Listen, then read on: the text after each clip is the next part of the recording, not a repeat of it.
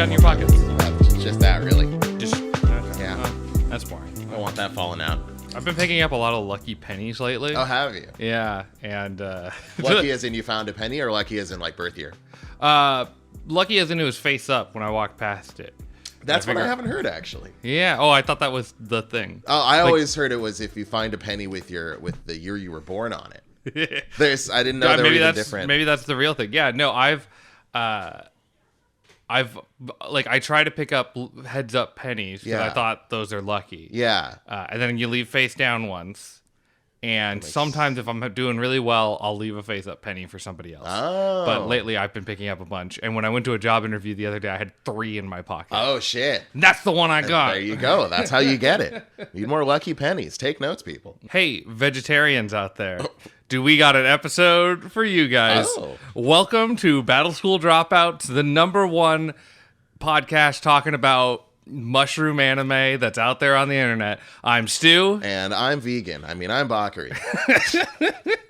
Sorry, it's just the first thing I bring up. That's mean. Every vegan I know is perfectly nice. I didn't mean it. I'm sorry. I'm going home. Get them, rip into them. How dare these people care about animals? Yeah. I'm tired of their antics. I don't know the last time I met like a snobby or prickish vegan. They're fine. Yeah, I've never met one in real life. Yeah. I only see them on the internet. You've never met a vegan in real life? No, I've met vegans. I've never met an asshole vegan. Yeah. I've met asshole vegans, but they were assholes about everything. Not just about I talked to an asshole vegan about music, and he was an asshole about that too. Okay, so he was an asshole who just happened to be vegan. Exactly. He would have been an asshole even if he was eating meat, I'm sure. Yeah, if anything, those guys could be terrible. Yeah. Yeah.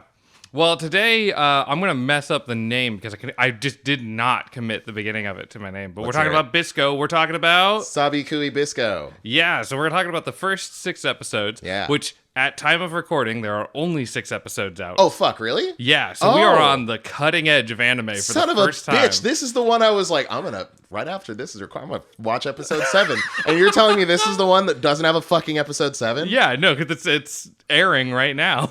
Oh, fucking... I thought we were further along in the season. I don't know what day it is anymore. I thought about recommending this episode or this show earlier because I watched it when the first episode came out. Yeah. Or pretty close to it. Yeah.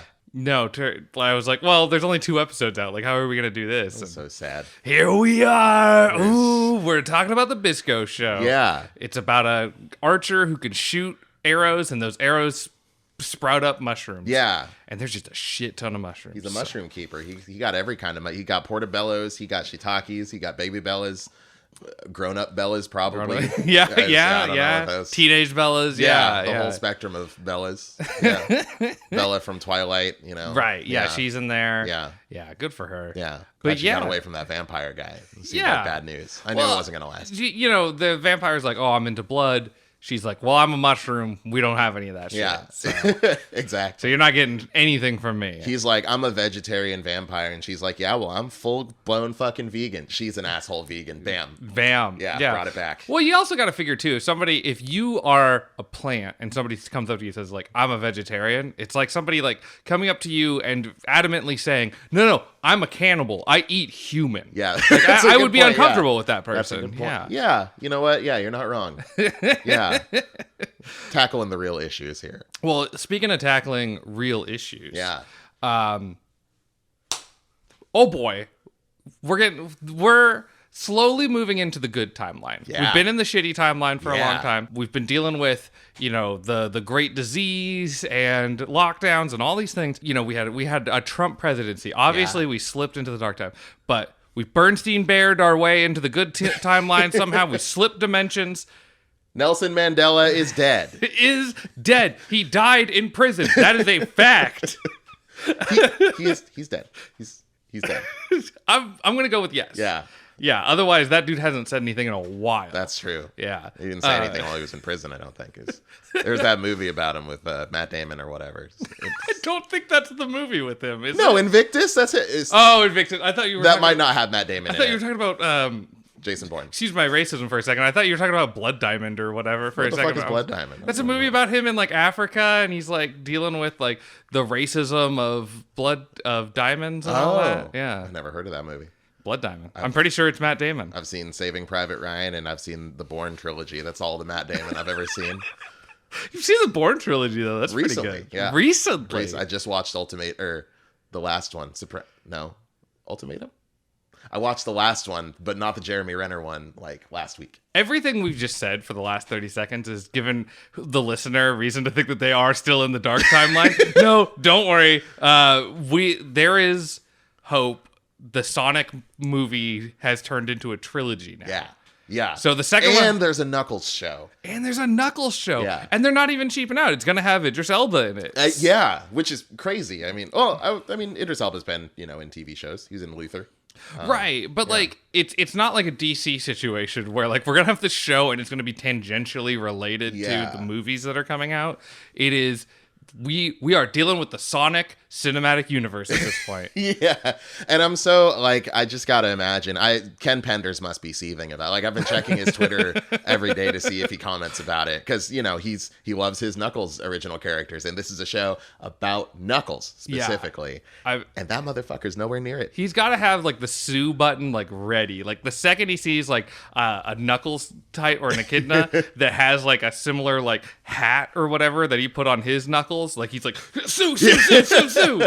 I want so badly to see him try and sue the people making the Knuckles show. If we don't see a Ken Penders lawsuit, like even if it's like more legit or whatever, like if we don't see a Ken Penders lawsuit in our timeline, like we're in the good timeline, we're not in the great timeline. Yeah, it could always be better. Yeah. But no, we got the Sonic movie, we got a sequel on the way, we got the Knuckles show, we got fucking Elden Ring is next week, we got Limp Bizkit Final Fantasy next month, and then the new Kirby a week after that. It's all coming. What a time to be alive. Yeah. Well, and I think they confirmed that they're going to do a third movie. Yeah, no, they did. Yeah, so it's got a red 3 next to it. So like the 2 has Tails' little tails, and then the 3 is red. So people are speculating that it's going to have Shadow the Hedgehog, which like you would need to establish a fuck ton in this movie to make Shadow a possibility, or retcon a fuck ton. Neither of which I really want. Yeah, my thinking is that we'll have a like.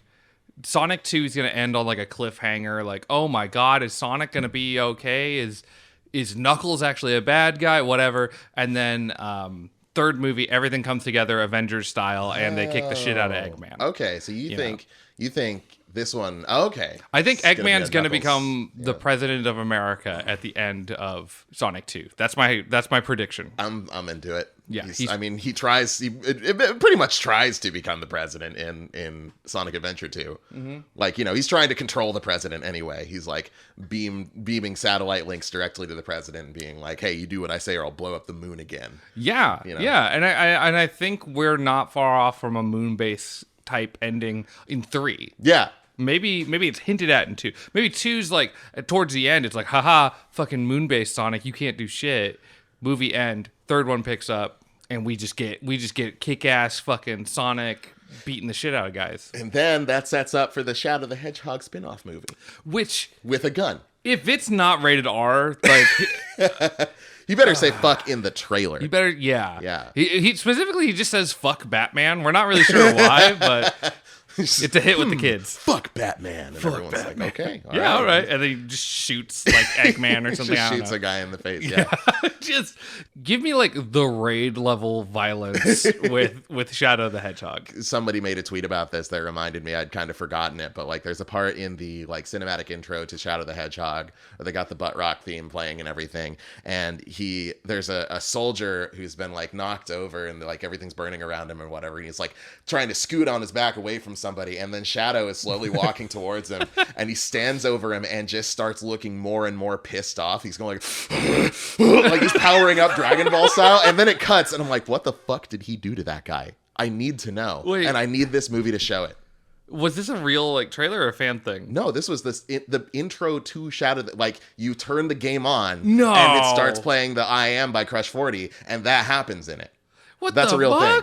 I have that game right there. I mean, look, holy shit, dude. That is way more hardcore than I expected. Yeah, I mean, they don't show what happens to him, right? And it's like it's like one of those kind of BioShock things where it's like, are you gonna save the baby or eat the baby, kind of like good or evil system. But like, it's almost like worse not showing it. Like now your imagination just runs wild. Like, yeah, did Shadow like did he eat that man? Like, what did Maybe. he do? Did he just like Kirby inhale him or something? It's the ultimate life form. That's how you do it. Yeah. Well, and like you were saying, there's a bunch of good shit that's coming out. I saw that Kirby trailer. Yeah. And like, this is the most vortastic Kirby to come out that I've seen. He's activated throat goat mode, you know?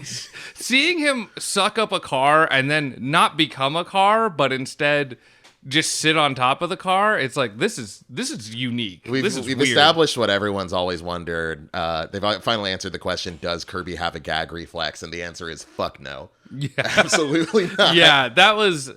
It's like Kirby's too high resolution for what he's doing right now. Like, I'm like, this game looks fun, but I'm disturbed. Yeah. Yeah. I'm really into it. I can't Yeah. wait. No, yeah. I've had this thought, like, I wonder if maybe, so there's a lot of, like, quote unquote lore videos on the internet about, like, you know, Kirby kind of just taking, like, well, this guy was able to do this. Like, this guy was able to create planets, and Kirby beat him in X Kirby game. Like, that means that Kirby has, like, God Slayer powers.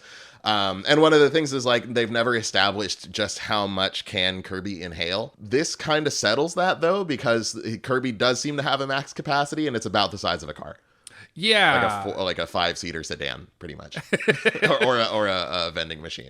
Unless Kirby's doing some kind of like Greek god kind of moment where he's like, I'm just going to come down and I'm going to come to your level for a moment. To like kind of do something. Like he's just toying with whoever the villain is. Yeah, he does. He does power up some, like in Kirby Triple Deluxe, he gets an ability that allows him to suck up like way, way, way more. Okay. It's called like Hypernova or something. I can't remember. He turns all rainbow and he like sucks up everything on the screen pretty much. Is that like his equivalent of going Super Saiyan? I guess. Or Supersonic? Yeah, I guess so. But he doesn't need the Chaos Emeralds or anything. It just kind of happens once in a while. He picks up a thing and he's like, "Oh, cool, I'm God now," and then just goes for it. How much fan fiction do you think is out there where Kirby eats the Chaos Emeralds? So much. So much? I'm sure. Okay, yeah. I haven't read any of it. My Sonic fan fiction days are in the past. Reading, I never wrote it. But I don't believe you, but say what you want. You can't prove that. So, but yeah, no, I'm certain that's happened many times, many times. I believe it. We're going all out of format today. We never asked the usual questions. How are you doing? Oh what you up to? shit, you're right, man. Yeah.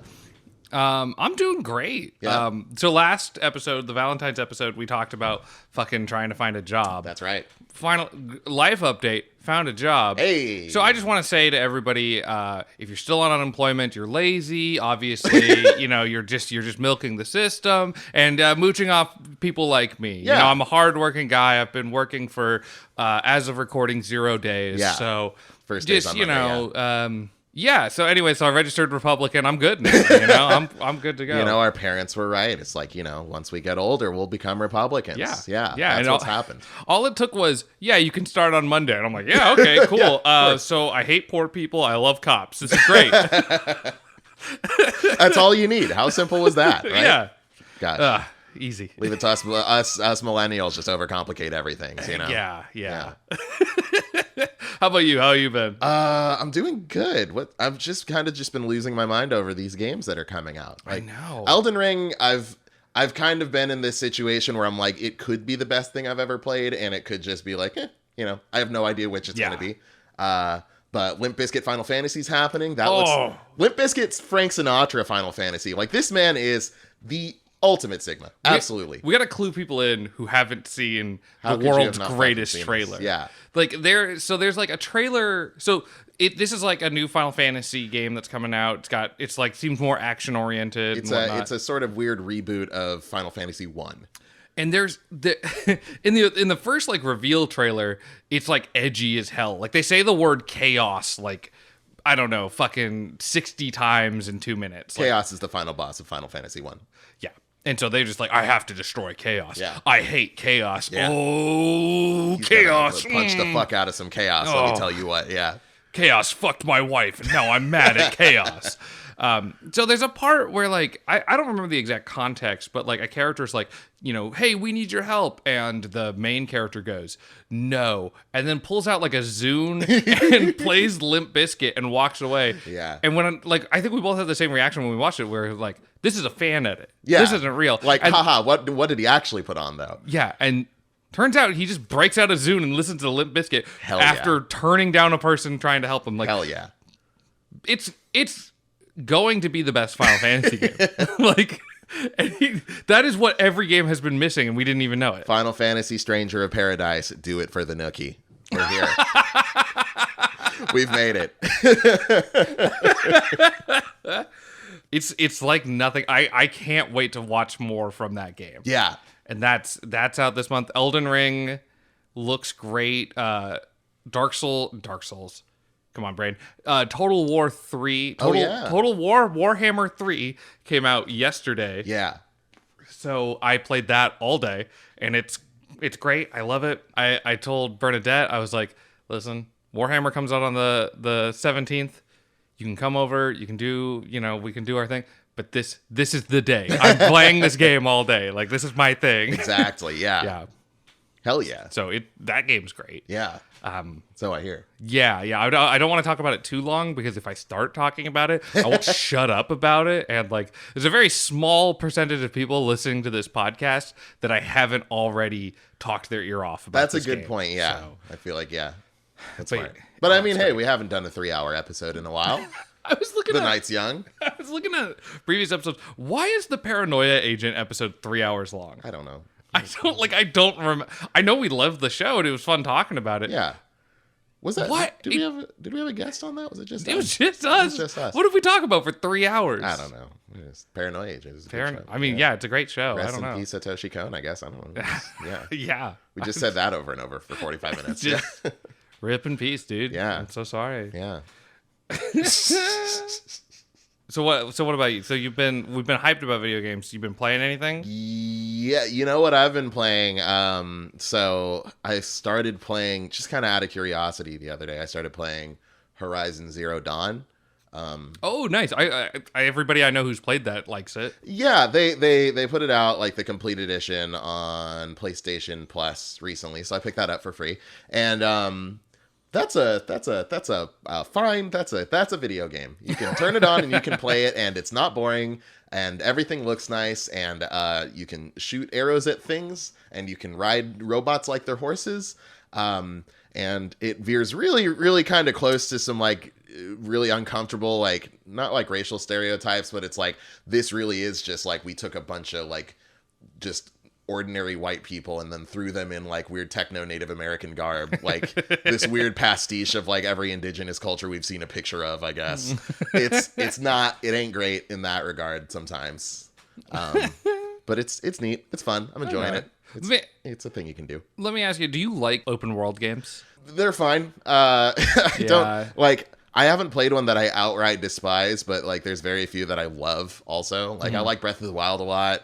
I'm sure there's other ones that I'm gonna like at some point. Yeah, like did you like the Assassin's Creed games? They're okay. Yeah. It's very much in that same camp of Horizon Zero. It's a thing you can do, you know? You got nothing going on, you turn on an Assassin's Creed, you stab some guys with your little finger knife, and you say the thing, he goes like, Requiesca in pace, and he puts the little, feather on their face, and sometimes you're a pirate, that's cool. You know, that's neat. The third one sucks. I hated the third one. That's about my opinion on the that game. Yeah, I'm kind of with you with open world games. There's not a lot that I outright hate, but I never finish them. Like Just Cause, like that game's fun. I'm never gonna finish Just Cause. I forgot that was an open world game. Honestly, I forgot that was a game. Honestly, that's just a physics engine to me. Yeah. And okay, so maybe it's reasonable not to beat that game after you play around for a while. Yeah. But like Witcher, GTA, stuff like that. Like I never really finished those games. Yeah. I came so close to finishing Witcher 3, but like I was just so long into that game that I'm like, just end, please. Witcher, I think I said a similar thing about Jujutsu Kaisen. Like I recognize that The Witcher 3 is very good, but like the moment I have stopped playing The Witcher 3 for the day, it leaves my brain entirely. I live in a world where The Witcher doesn't exist until someone mentions The Witcher again. Just to save you from some anime fans, you said that about Demon Slayer. Oh my god, I said that about Jujutsu Kaisen. You're right. I like Jujutsu Kaisen a lot. Demon Slayer. Wait, Demon Slayer is like the most popular anime right now. It's just gonna make more anime fans. Yeah. No, I saved you from the Jujutsu Kaisen one. I made things worse for you ultimately. Wonderful, thank you. But I saved you from some. I appreciate that. Thank you, Sensei. No worries. I mean, listen, I'm just trying to get you on the grind set. The harder I make your life, the more successful you're going to be. Exactly. Yeah, it's going to inspire me to grind harder. That's what matters. Yeah, you're going to have to put more episodes of this podcast out apologizing, or just lean into it. Hate Demon Slayer. Maybe this becomes, we both feel neutral on Demon Slayer. What if we became very anti-Demon Slayer? I feel like that's the thing to do. Like, when something's really popular and you yourself don't love it, then you have to decide that everyone else who likes it is a fucking idiot. You know? Oh, that's a good point. Okay. So that's how anybody gets successful on YouTube, I feel. So let's go the other way. Well, let's go. Okay. The other way would be to react to those people who hate it, right? And be the podcast that loves Demon Slayer. Let's lean into where we're at. This is the #1 podcast with the most neutral feelings on Demon Slayer. The Demon Slayer is the most okayest anime in existence. Demon Slayer exists and is a show that you can watch on Crunchyroll and Funimation. Exactly. Those are our opinions. Yeah, and that's about where it stays. And we will tell you every episode from here on out. That's just going to be the new intro. Like, Demon Slayer is an anime that you can watch on Crunchyroll and Funimation. My name's Bakari. That's it. Yeah, intro's done. We never have to think about it again. Change the name even, you know? Yeah. Yeah. Open world game, they're fine. Yeah. I've been playing Breath of the Wild. My thing in open world games that I've found is I need to beeline towards the end of the game. Otherwise, I'm never gonna complete it. Yeah. So like when I played Cyberpunk, I was like, I need to watch those Tim Rogers reviews. So I just beeline towards it, and like I beat the game in about 25 hours. And like I know a couple of people who haven't completed the game and have about like 80 hours in the game. Damn. So there's a lot to do. Yeah. And I did skip a lot of stuff that I sort of regret. Yeah, like but I did fucking complete the game. Nice. Unlike most other open world games that I play. Yeah. So I'm trying to do the same thing in Breath of the Wild right now. I just started playing that like this month, I think. Breath of the Wild is nice in that regard because you can literally choose how long that game is. You can go beat it at any time. Yes and no, though. Well, yeah, you do need to get more stuff. Like first. that's where I'm running into like I basically like beelined to the like the Zora temple with like the water elephant temple thing. Yeah. And everything kicked my ass. Yeah. Everything. I'm just like running around and there's just like skeletons popping out and I'm like legitimately afraid of these skeletons because they'll beat my ass in like 2 seconds flat. So I can't run very long unless I do that like whistle run glitch, but then I have to hold the controller weird. It's a whole nightmare that I'm like, okay, so I need to do more of those shrines. Yeah. Oh, but I don't want to do more of the like the shrines are really good and really clever.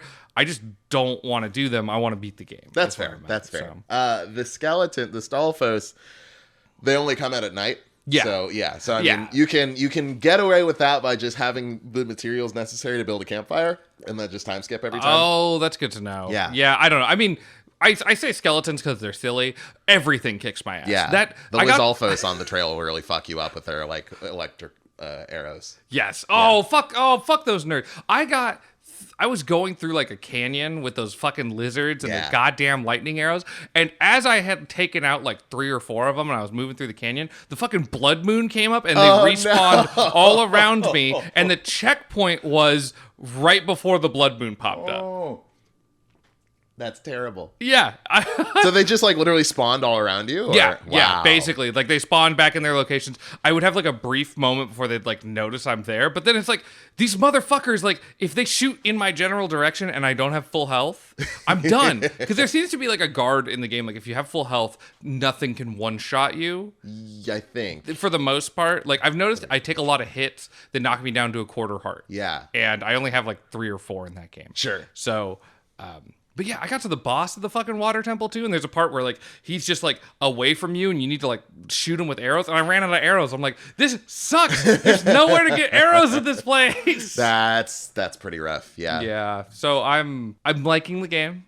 Breath of the Wild is a very good game. I'm just like, man, I don't know if I'm gonna get through it. It's really beating my ass. Understandable. Yeah, I don't really have much advice for you there. You just gotta beat the guy. I just gotta grind. Yeah. I did end up beating the boss eventually. Oh, good. But I felt very silly. I got like 2 or 3 game overs. Yeah. And then I was like, okay, I'm gonna leave. I'm gonna go to town. I'm gonna buy arrows, and then I'm gonna warp back, and then I'll fight the boss. It's like I like Breath of the Wild. I think all the changes are really fun. But like, just have a place for me. If I need arrows to beat this dude, just have a thing that lets me get arrows. I like that in like Ocarina and whatnot. Can you not like, does he never come down to where you can hit him like melee or something? You can, but he's got this fucking ice cubes that he throws at you, and then he hits me with an ice cube, and then I like tumble into the water, and I have to get out. I have to eat something every time because if I don't have full health, his ice cubes will kill me. Yeah, I get it. I should grind. Somebody's screaming at their TV right now. Yes, TV. You're listening to this on a TV. I know you. Yeah. Just get more shrines. Just get more. I don't want to. I want to go do temples and fight things. I mean, I'll tell you right now, like the temples are probably the weakest part of that entire game. Yeah. I like the fact that they look like Zords from Power Rangers. Yeah, that's why I like really them. Cool. Yeah, but like the actual like act of playing through those is like pretty unexciting. And it's not going to get any better. But cool. That part specifically, there's a lot of cool shit to do in the game. That ain't one of them. Yeah. But you should do some more shrines. You should that'll help you a lot. Yeah. And it is fun exploring armor and resistances and stuff like that. Will do a lot for you too. Yeah. You get resist potions and whatnot. Yeah, I do kind of like, as much as the game is kicking my ass, I do appreciate the things they put in there. Like, it's kicking your ass because you should be doing these other things. Yeah. You know, and it's trying to push me in a direction. And I can appreciate a game doing that. Like Dark Souls, Doom Eternal kind of has it too, with its, like, you get no fucking ammo in that game. So I can appreciate it. I just need to accept I need to do what Breath of the Wild wants me to do and not what I want to do. Yeah, and Breath of the Wild in particular, I think wants you to play it like at a bit, not a slower pace, but play it a little more like grounded in a sort of reality than, you know, any other Zelda game or like most other open world games. It's like you should, like, you know, when... I don't know what I just knocked over. But yeah, Breath of the Wild expects you to live in like a reality. Yeah. Like when it comes to be nighttime, like, yeah, you should set up camp and like sleep until morning. And then like, you know, if you come to a town, you should stock up on supplies. If you're going to go fight a big bad guy, you got to prep for that shit. You got to get yourself some potions, get some better armor. If you haven't found a great fairy, you should find one of those. I did find one of those. Good. Stuff like that. Yeah. And I think part of it is too, like I knew the whistle glitch. So I was going into the game feeling very confident, just like, I know this fucking game inside out.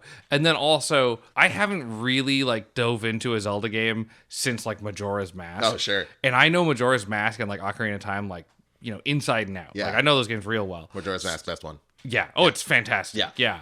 But like both those games, I've played both of them easily 10 times a piece. Yeah. Across my life. And they're both great. So I go into this game being like, it's another Zelda game. I'm so good at Zelda games. I've played two basically. Yeah. I guess, and Link to the Past. And Link to the Past doesn't help me in this. No, not really. There's too many angles for me to look at.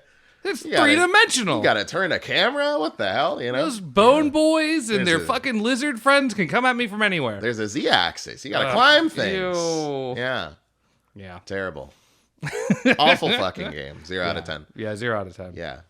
No, I like Breath of the Wild quite No, Breath of the Wild's very cool. Stick with it. But it is very, very, very much unlike any other Zelda game. Yeah. It's fun though. It's like the non-party game I have on my Switch. So it's like it's been interesting to use the Switch for something other than like Mario Kart. Sure, yeah. Or Smash Brothers. Yeah. It's mostly Smash Brothers. Mostly Smash Brothers. Yeah. They're adding something like 24 stages to Mario Kart. You see that? Oh yeah, no, what? They've got DLC coming out for Mario Kart 8 Deluxe, and it's 24 stages. Yeah, that rules. Yeah, I love the new Mario Kart. Yeah, Bernadette and I played a lot. I actually like part of the reason I bought a Switch and Mario Kart was our friend Paul let us borrow his Switch for like a day.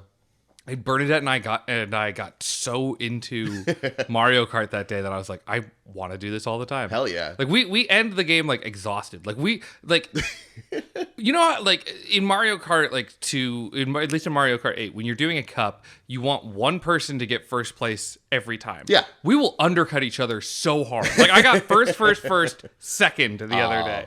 You know, that's gotta suck. So close. Oh no, we don't get the cup or whatever. Who cares? Yeah. It's fun. It's just so fun yelling at each other about that. Of course. Yeah. I wish they would do the same thing for Team Sonic Racing.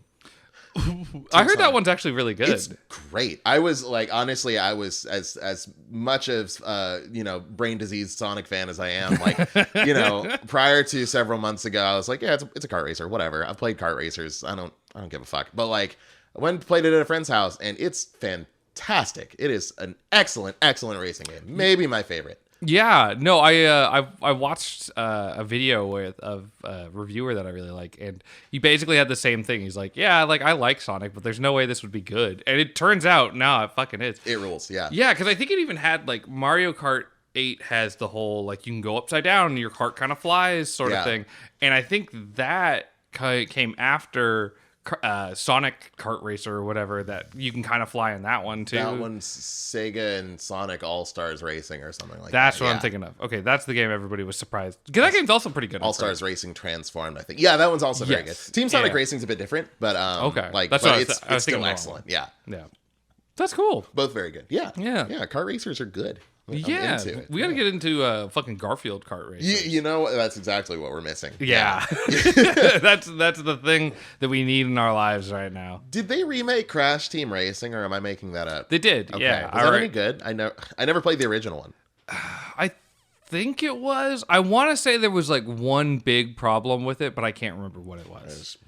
They had Crash Bandicoot instead of a more likable fucking mascot. Ooh. I played the first 3 Crash Bandicoot games. I had a great time with them. That Scrimblow means nothing to me. That is just a weird little guy.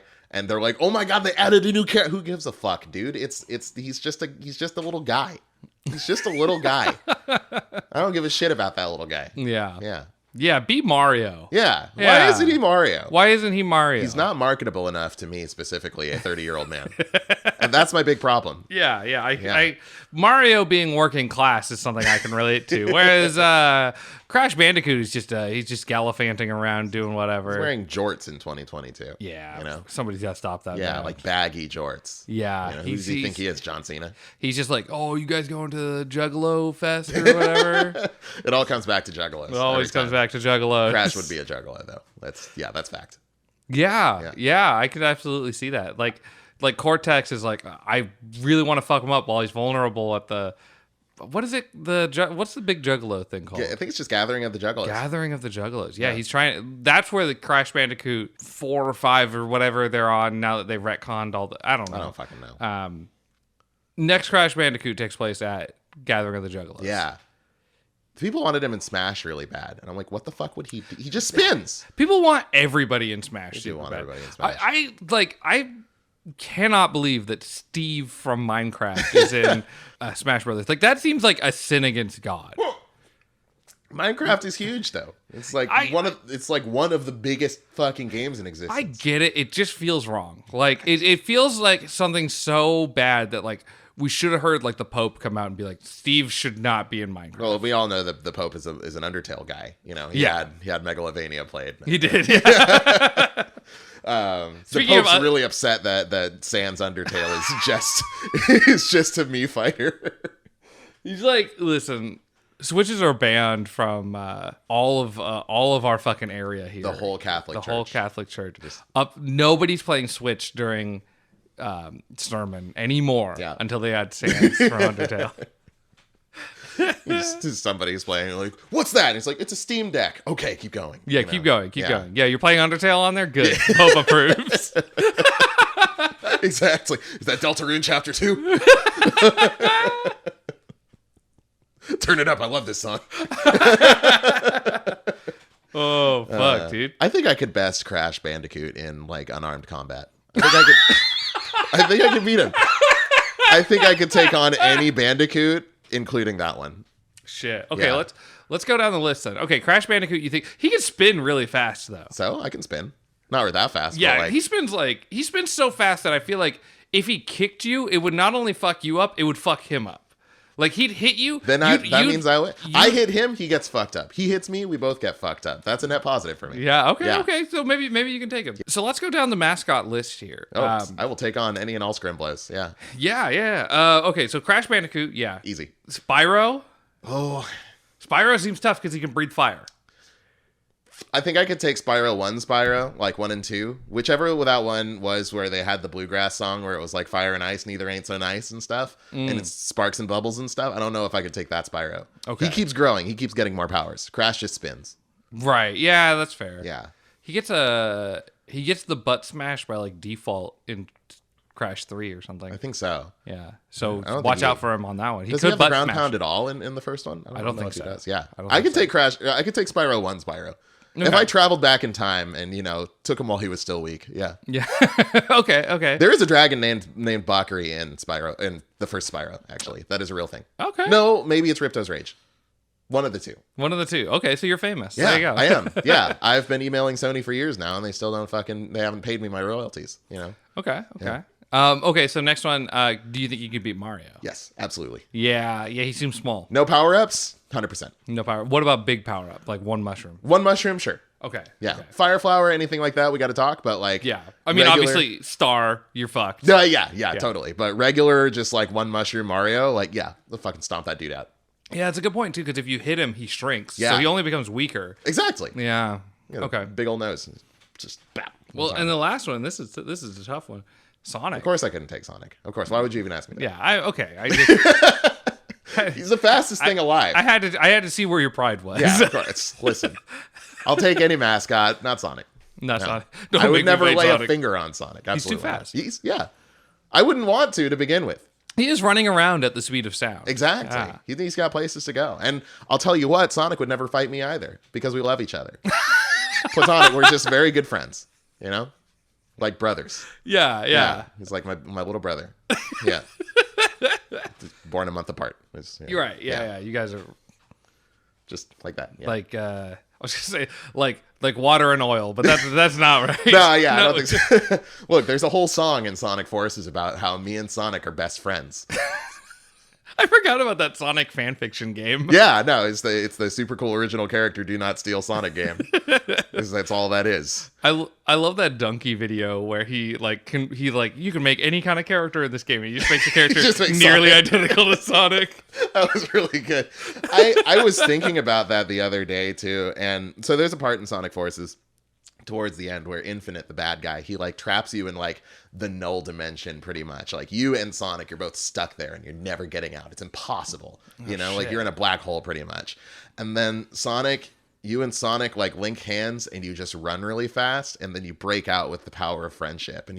And I think around that time or maybe earlier, maybe later or something like that, Sonic says something along the lines of when I'm with you, I can do things I never thought were possible. That's just the power of friendship, I guess. And I'm like, motherfucker, Tails has been with you since 1993. That is your ride or die. This is a new dude, okay? Yeah. I don't care if he's my super cool original character, Do Not Steal. That is your best friend, Tails. How could you do this to him? Yeah, that Sonic seems like a real fickle friend in that game. I know. He's just like, oh, Tails, no, I can't hang out. I gotta go hang out with Blonic. And exactly. Very upsetting, Sonic Forces. I hope Frontiers does away with that.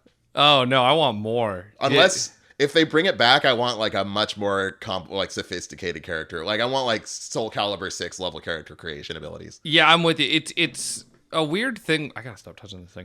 It's a weird thing with Sonic Forces. I remember when the game came out, one of the positive notes that a reviewer had, and he's like, and this feels terrible to say, but all of the unlocks in the game are not behind paywalls. You can just unlock them in a video game. But then I was like, you have to unlock things to put on your character for this 2-hour game? Who's going to play through it that many times where it's finally, eventually my OC is going to be give me Phantasy Star Online 2 levels of let me turn my man into a giant truck who's 10 feet tall and hang out with Sonic. That would be far better. There are a lot of bonus stages that you could play if for some reason you enjoyed playing that game. And also, every customization item sucks ass. They all look hideous. There's not a single good one at all. They need some kind of technology that lets you draw your character or whatever, and then you scan it, and then it comes up with an approximation or something like that. I want to be able to play as Mao Zedong in Sonic Forces. Sonic Forces 2. Just let me draw dictators and then put them in the game. Yeah, well, it's like how Hitler is technically in Smash Brothers. That's true. You can play as him with a Wii guy. With the Mii, yeah. You can just throw him right in there. Yeah. I don't know how you could, but they should figure out a way to keep Hitler from being in Smash Bros. It's not a good look. Yeah. I feel pretty problematic of Nintendo, if you ask me, allowing Hitler in Smash Bros. Well, they added Steve, and I think that's probably a worse crime. So. that same disdain I have for Crash, I'm detecting that from you. I just don't. Steve shouldn't be in Minecraft. That's just Steve absolutely should not be in Minecraft. Yeah, 100%. But I don't know. We're past the dark timeline where coronavirus is killing millions of people and Steve is in Minecraft. That's the past now. He's not in Minecraft anymore. He's in Smash Bros. Yeah, he's in Smash Bros. Yeah, they took him out. Exactly. Yeah. I'd whip the shit out of Banjo and Kazooie as well. Also, just for the record. Yeah. Well, that's a tough one though, because they are 2v1ing you. So. Yeah, that doesn't matter. Okay. If there is a mascot video game character I hate more than Crash, it's Banjo and Kazooie. No, it's just Banjo. Kazooie's fine. What about Knack? Did you take Knack? No opinions on Knack. I haven't played a Knack game. I've heard Knack 2 is actually halfway decent. I remember Anthony playing Knack 1, and like this monster jumped out of nowhere and punched his character, and he dissolved into like 1,000 bricks just instantly. And I was like, that's the greatest kill I've ever. Like, that's better than ragdoll physics. That's wonderful. Yeah. That sounds like a great time. Just one shot and blah! You are in a million pieces, sir. It's just done. Yeah. Well, you want to? I feel like we've gotten our giggles out and whatnot. You want to talk about this anime here? Yeah, I'm down. All right. Yeah. My energy drink I brought this time is Rockstar Zero Energy, and I bought it because the Master Chief is on it. Zero Energy? Sorry, Zero Energy. I was like, that doesn't sound like a good energy drink, Stu. It's an energy drink without any of the caffeine, so it just sucks. No, zero sugar. Excuse me. I bought there's a drink called Drank, like with an A. Okay. And I bought one once thinking like, oh, energy drink, I'm going to stay up late on the computer. And it turned out that Drank is not an energy drink. It's like the antithesis of that. It has rose hips and melatonin and stuff in it. And it's meant to put you to sleep. It just knocks you out, Yeah. It's not like, you take a melatonin and you pass out. Like, it's a bit more subtle than that, I guess. But I did fall asleep in my computer chair. Just like... Yeah, I'm up playing some game or another, and then all of a sudden I wake up and it's morning. It was crazy. Wow. Yeah. That's hardcore, man. Yeah, I don't think they sell that anymore. Well, who has this demand? I don't know. I would get some, like, once in a while, I'd be like, I gotta get up early tomorrow. I guess I'll go get a drink. Yeah. And there was, like, one liquor store left that actually still sold them. And then one time, I would come in and buy one once in a while, and there was this guy who worked there who, like, was just kind of annoying. And one time, somebody else had grabbed a drink can, and they dropped it, and it was all fucked up. So, like, every time I'd come in, I'd just, like, move that out of the way and grab the next one. And then one of those days, that guy started accusing me of having been the one that dropped it. And I was like, fuck this dude. Fuck that dude, yeah. But then I never found another place that sold drink. Like, it's been in there for ages. And we're kind of be like, you're the one who dropped it. Like, okay, what if I am? Yeah, what are you going to do about it now? What are you going to do about it? This thing's fucking $2. Like, what do you want, dude? Fuck you.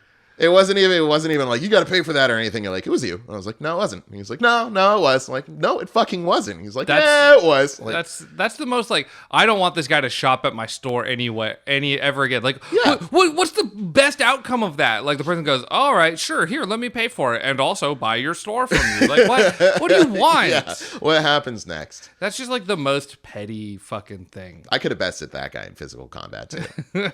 Yeah. You and Sonic just taking him down, holding hands, running that guy over. Would have stomped that dude out, no problem. Easy. That's so fucking weird. Man, why is there an energy drink that puts you to sleep? I don't know. It's a reverse energy drink. I have this memory when I first started drinking like coffee and like energy drinks and stuff like that. I remember I would drink it and I would get fucking wired. Like I would just be like super awake. And I remember one time I was at Fanime with Tim. Mm-hmm. We were walking back. We had like a mile back to where we were staying, and he opened a fucking Rockstar Zero Energy or whatever. Oh, she's got Zero Energy. Zero Sugar. The Rockstar Zero Energy. It's just water. It does. It's just he opened this glass of water and he opened a energy drink and he was like drinking it on the way back to the place. And we were sleeping in the same room and I'm like, man, he's gonna be so awake. Like, how's he gonna go to sleep? I remember lying in bed, like still wired from like a drink I'd had like 8 hours before. Like, wow, man, how's Tim gonna fall asleep? And then I just remember like we had been back for we had been in bed, like in our beds for like all of maybe like 3 minutes, and I just hear wild. Like he was just out 100%. Like, how, dude? You just drank one. I used to be like that. I used to be able, like, I would drink caffeine and it would do nothing to me. So, like, I could drink Monster at, like, midnight and be fine and fall asleep, like, 10 minutes later. Yeah. Now I can't do that anymore. Yeah. I have to, like, cut off the caffeine before, like, I don't know, 5. I got hiccups. But, yeah. It's bad. Yeah. I've gotten weaker in my old age. I can still kind of do it as long as I go to bed at the time I usually go to bed. Like, I found that, like, that schedule, you know, if I go to bed at 1 and I wake up at 9 or whatever. Yeah. As long as I commit to that, it doesn't seem to matter what I take into my body. It's just like, yeah, you're asleep and then you wake up. Okay, you just got to trust the process. You know? Yeah, exactly. Yeah. So, and we'll see how wrong I am when I'm like wired at like 5 a.m. tonight. Just like, fucking Master Chief told me to keep playing video games. You gotta. This episode's sponsored by Rockstar Zero Energy. Go get some Zero Energy Rockstar water today. Man.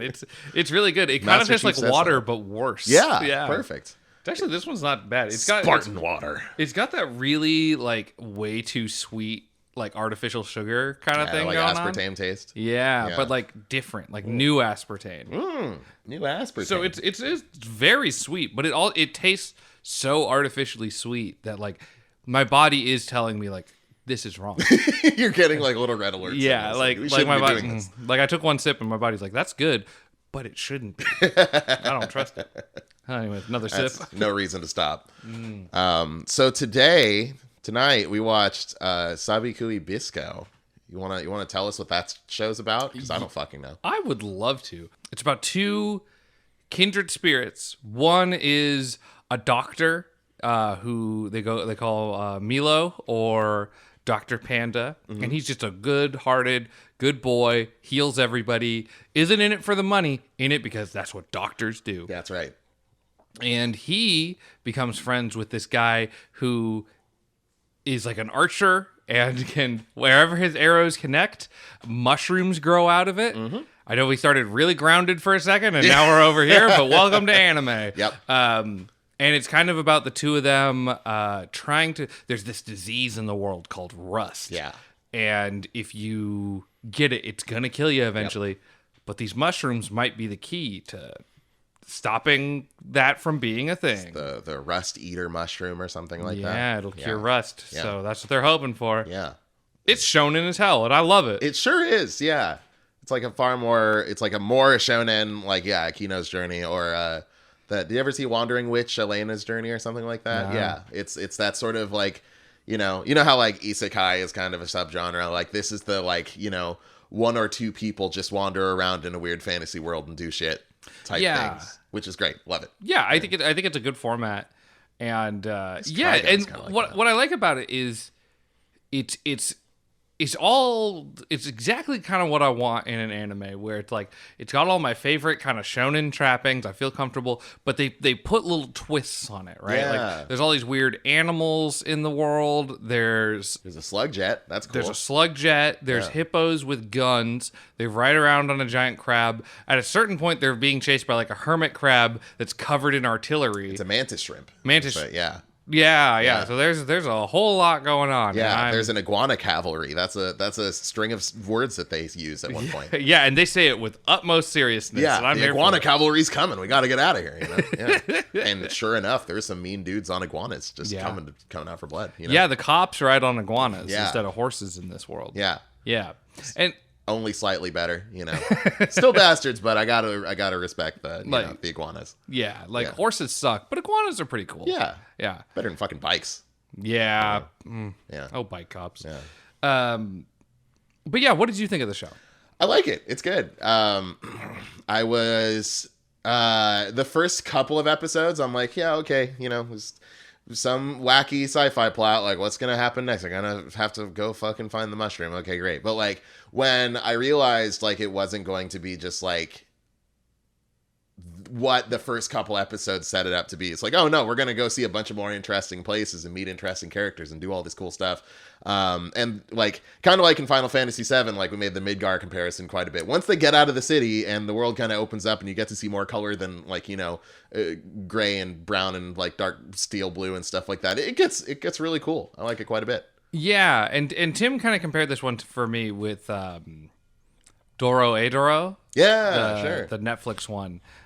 In that it's very like grungy and very kind of punk rock in a lot of ways. Yeah. But like once, like you were saying, like once you get out of the city, it does become very bright and vibrant and all that. Yeah.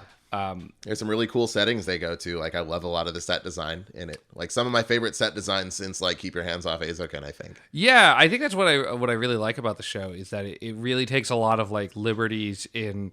We don't need to make this realistic because it's anime, so let's have a lot of fun with it. Yeah. You know?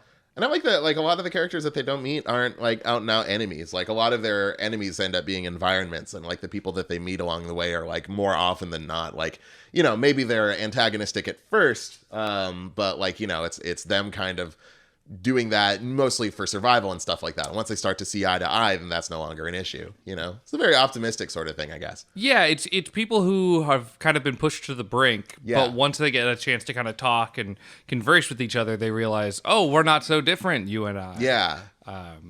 Yeah, like you're saying, very optimistic, but it's nice. I like that shit a lot. Yeah. Like, because I mean, it would have been so easy. Like, you know, it's this. You're in this, like, obviously this post-apocalyptic kind of setting. Like, obviously, the world as we know it existed at some point in this world. It no longer does. And there's this horrible disease going around, and like, it could have been very easy to write this very Mad Max where like everybody is just out for blood, like everybody's just trying to, you know, kill you and eat your bones or whatever. So the fact that like, yeah, they end up making so many friends along the way is like a very, it's nice, you know? Yeah, absolutely. And it gives them a good contrast to the parent villain in the show, Governor Kurosawa or something. Oh man, I forgot that dude's name. But yeah, I have it written down. It's close. Kurokawa. Kurokawa? Kawa. Oh, okay.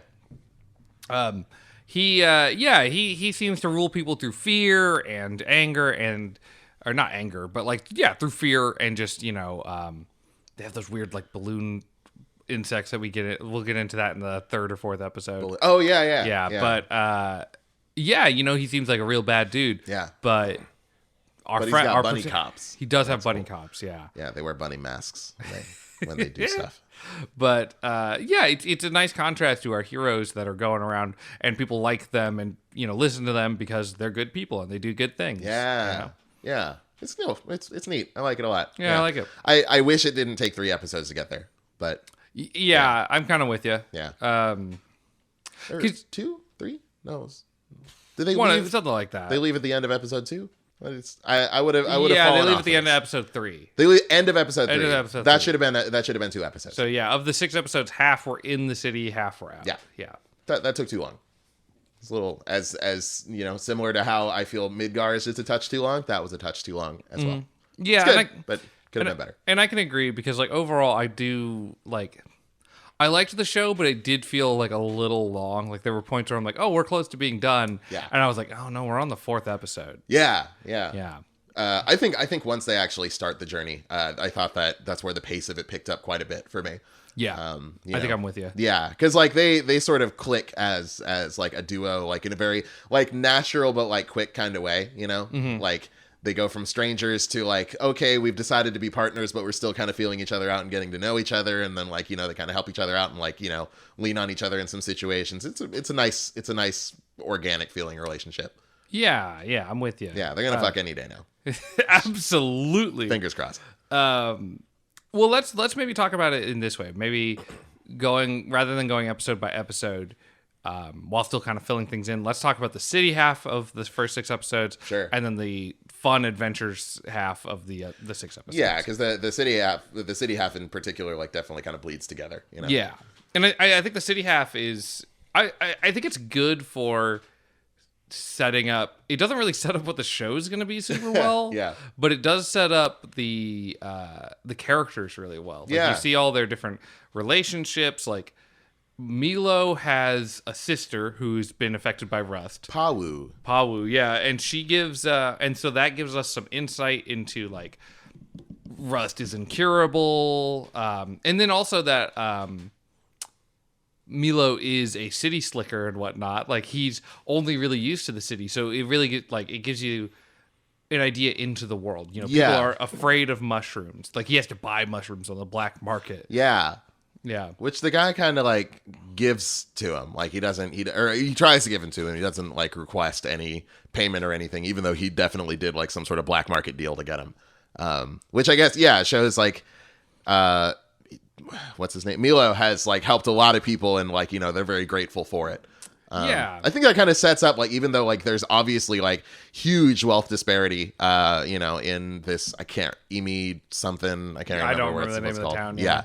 Even though there's like obviously huge wealth disparity. Yeah. In Midgar, like there's people who are like, probably doing really well somewhere, but like the people that we see are like, doing these like really unsavory jobs. They're going out into, into the rest areas to go and, I don't know, mine shit or something. Yeah. They got to go out there for something, and they're exposing themselves to all these harsh conditions. Like nobody's really doing very well, but like even still, when Milo comes around, like everybody's very generous to him because he's helped him out so much. Yeah. Or he brings up like, hey, I can't pay you right now because of blah, blah, blah. And he's like, oh, don't worry about it. Yeah, totally. It's totally fine. And I think that's really, and that's interesting what you bring up with the jobs, right? Like, the jobs that we see in the show, there's the chef who arguably of the jobs has it the best. Yeah, seemingly so. Just regular guy. But then there's a guy who's like, I have to expose myself to rust because that's where the jobs are now. Him and his son, apparently. His son has rust too. Yeah. Yeah. And the rust in this show is like, it's like your skin actually starts to turn the color of rust. Yeah. And eventually it'll reach like your lungs or your heart and it'll kill you. Yeah. So there's like some medicine that'll slow it down, but there's nothing that cures it. Yeah. Except for maybe these mushrooms. Yeah. But that's past the Midgar point. So, but yeah, so we see chef, guy who has to work beyond the job. And then the other two jobs we see there are like women in a brothel. Yep. And then like these bunny cops. Yeah. Basically, we see like authority figures. But like those are all jobs that like I wouldn't say are like the top of anybody's list of like, oh man, I really want to do that job. Nothing wrong with sex work. Sex work is real work. There's things very wrong with being a cop, though. Very wrong with being a cop. Even if you get to wear a cool bunny mask, still wrong. Yeah, exactly. So, I think it is trying to show that this like things aren't going ideally in Midgar. Yeah, either. definitely not. Yeah. But, we still got the power of friendship. Still got the power of friendship. Yeah. Yeah. And it gets really exciting. There's like an interesting timeline sort of blur where it's showing Bisco showing up in the city, doing stuff in the city, and then also how he got into the city. Yeah, they're jumping back and forth between these two kind of timelines. Like what happened yesterday, what's happening today. At weird random intervals that makes it kind of confusing to follow a little bit. Yeah. You figure it out eventually. But like a couple times I'm like, is this happening now? Did this happen before? Is it happening in the future? What's going on? Yeah. The way they cut it together, it does get a little bit weird. Like it makes sense, but you do have to think about it a little bit. It kind of, I feel like I can't point to a specific thing, but it does kind of break that film language a little bit. Yeah. And that's kind of my big problem is you have to think about it a little bit, and I don't do that. Nor will I ever. But, because the whole thing is Bisco has to get into the city because he's trying to get through the city. Yeah. But he's a wanted man. Yeah. He's wanted for $800,000 wulong. Soul? Yeah. Yeah, I think that's what they called the money. You're right. Yeah, it is soul. Which is a lot, apparently. Yeah. Probably. 800,000 of any currency. Even won. I'm like, hey, $800? Hey. The girl overcharged them. A girl, jellyfish girl, shows up later, and she overcharges them for some cookies and says that they're 4 soul, and they're like, "What? 4 soul?" So 800,000 must be a lot. Yeah, I guess so. Yeah, no, I mean, $4 for a pack of cookies. That's kind of steep. That is pretty steep. That better be like a whole thing of like double stuffed Oreos or something. Yeah, I want all that fucking stuffing. Yeah. Otherwise, this isn't fucking worth it. Exactly. This is $4. Yeah, regular Oreos, $2.75 max. Final offer. Yeah. But yeah, I like when the city stuff really kind of starts getting going. Because I feel like the city side of stuff is just setting up the world. It's telling you about Rust. It's introducing you to the characters and their potential conflicts.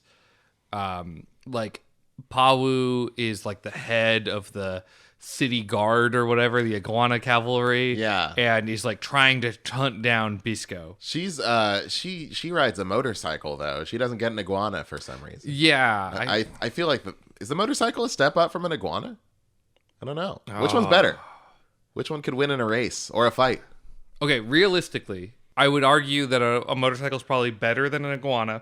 Well, realistically, iguanas are like 2 feet long. Yeah, okay, that's right. Yeah. Okay, in the universe, the motorcycle's faster, the iguana is cooler, and could probably fuck. The iguanas in that universe are like just a step behind like raptors. Yeah, right. Yeah. Like they don't seem super aggressive, but if one ripped somebody apart, like in the show, I'd be like, yeah, that tracks. Yeah, that makes sense. Yeah. But anyway, so the fight between Pawu and Bisco is really cool. Yeah, because they're both supermen apparently. Yeah. Like.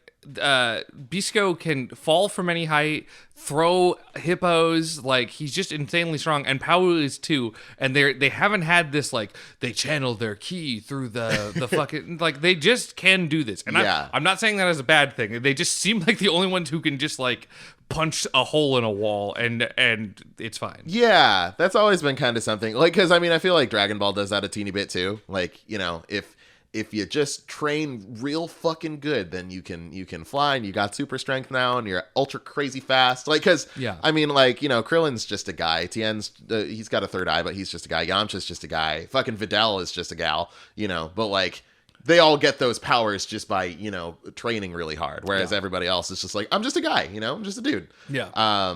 Yeah, I think it's just if you're that much about that life, then you get to jump really, really high without ever bending your knees. That's just how it goes, you know. Yeah, and it's fine. It's great. Like the fight between the two of them is really good. It's awesome. It was a great fight choreography. Yeah. It was fantastic. It has that really wonderful moment where he's like, haha, I totally got the upper hand on you, motorcycle woman. And then he looks at the motorcycle and she's not on it. And then he's like right behind him and just like slams him into a wall. Yeah. Yeah. That was really cool. Great. Also, Pawu was like in the first episode when we very first meet that character, she's like in bed in her like jammies, very like obviously really suffering from like rust poisoning or whatever. And then like, you know, once Bisco shows up and it's time to snap into action, she just goes like superhero mode and has not stopped going superhero mode since. Yeah. Just she got over it, I guess, or whatever. Everybody keeps talking about how she's like on the verge of death, and it's like it's doing all this stuff. It's like, fuck, man. She seems fine. I don't know. I'm in like my like early 30s, and like I'm horribly out of shape. I don't even have like cancer that I know of, and like I'm just like I can't do anything even close to that. She's got fucking super disease, and it's just like, I'm just gonna do like 8 front flips and like jump off this thing and jump like 30 feet in the air. Yeah. Like, why do you even need a motorcycle at this point? It's just holding you back. She's got like 3 months to live, but in those 3 months, she's going to kick giant spiders to death and jump over tall buildings in a single bound and the whole nine. Yeah. You know? Dude. That spider part was cool. Yeah, that spider fight. I like all the fights in this show. Yeah. All the battles and things are all really good. Definitely. To talk about like the animation, it's all super solid in this show. It's great. It's nothing like there's nothing that really like, you know, there's sort of certain anime that like just the art direction and everything like really jumps out at you immediately. Like this isn't quite like that, but like what it's doing very well. Yeah. You know? And like I said, the set design's great. Like the fluidity of the animation is really good a lot of the time.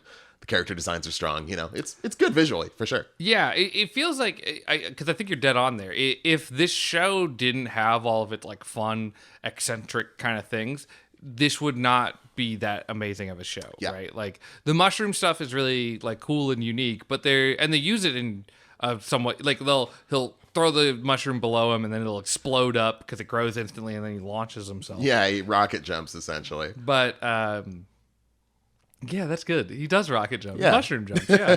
But otherwise, yeah, like there's no fight scene where I was like, whoa, holy shit, that was really well choreographed how they did that, you know? Yeah. Like Jujutsu Kaisen has the have you finished? I'm getting up to the tournament arc, but the tournament arc hasn't happened just yet. Oh, you fucking bastard. There is an amazing fight. Like one of the best fights I've seen in anime. I love when the guy beats the shit out of the main character because he doesn't share his views on like what the perfect woman is. Yeah. That's pretty good. Yeah.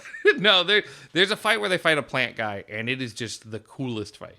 I think the part where they're about to fight the plant guy is like the last episode I watched. Oh, we gotta watch the plant fight. Oh, it's amazing. It's like it's so good, and that's a fight that like independent of Like, there's powers and things involved, but like independent of that fight just looks so good that it sticks out with you. Yeah. No, they have some amazing fights in Jujutsu Kaisen. Like, more often than not, the fights that they have are like excellent. Yeah. And there's like a lot of them. You don't expect that out of anime, like shonen anime a lot of the time. It's right. Yeah. Or like, because they're going to save their budget for those big moments. Yeah. Like, you kind of expect like 3 really strong fight scenes like per season. And then, like, maybe there's some fights here and there, but they're going to be little skirmishes that don't matter as much. Yeah. This one is like every episode or so, it's like, oh, that was a really cool fucking fight. Great, you know? Yeah. Bisco has, like, it does have, like, a battle or a fight every episode, but they're good. They're just not, like, amazing. Usually it's like, oh, no, like, I think episodes 4, 5, and 6 all have, like, there's some sort of creature that's after them, and they gotta, you know, mostly just kind of shoot it with arrows until it stops being a threat. Yeah, because the mushroom arrow is a pretty universal answer so far. Like, if you put enough mushrooms in anything, it'll die. Yeah, like, if you made a bunch of mushrooms pop out of the middle of me, like, I would die. Yeah, same. Sure, I mean, and I guess, to be fair, if you shot me with an arrow, I would also die. Also same. But, you know, it works on just creatures of all sizes. Yeah. Not just the little guys. So it's cool. I like it. But it is a good answer to everything. Yeah, for sure. You know, it's just one-stop shop. Anything you need, you got a mushroom for it. It's dark in there. It's got mushrooms for that. You need to get up somewhere high. We got mushrooms for that. You know, anything you could need, you got a mushroom. Except curing rust. They're working on that. Yeah, they're working on that one. Yeah. Well, and that's actually something that they bring up during the Midgar episode. In this universe, people are afraid of the mushrooms. Oh, yeah. Like, mushrooms are illegal because people believe that if you breathe in the spores, that's how rust is spread. Yeah. Turns out, according to to like Bisco and his like mentor and all that, Jabi? Jabi, yeah. I'm pretty sure it's Jabi. I think you're right. I don't know why this show I can suddenly remember every character. Hey, podcast listeners, think about every time I fucked up somebody's name in the show. I don't know why I can do it with this one. Yeah. But yeah, mushrooms are illegal. People believe in the sports. Turns out, according to the protagonists, that it's actually that the mushrooms can heal rust, but it takes time. So the mushrooms appear where rust is, and people go, oh. Even though the mushrooms are eating the rust, people go, oh, these mushrooms must be causing the rust because they're in the same spot. Yeah.